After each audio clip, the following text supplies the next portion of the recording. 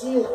Né? Então, o primeiro piloto a vencer nessas 3 categorias depois de reeditadas. Moto 3, a primeira, Moto 2, a segunda, e MotoGP, a terceira categoria. Isso prova o talento do Maverick Viñales, né? O que vem por aí, a aposta que a Yamaha fez, o contrato que foi assinado e a história que vai ser contada. Rossi recebendo um troféu de presente, né, ganhou do Marques. O Ken Cavallucci, da equipe Suzuki, também recebeu o seu troféu. Muito feliz.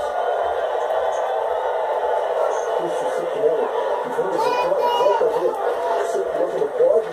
E agora o grande vencedor do dia, campeão mundial da Moto 3. Essa primeira vitória na Moto. Parabéns ao Viñales, que vai colocar o hino da Itália, ou da Espanha. Vai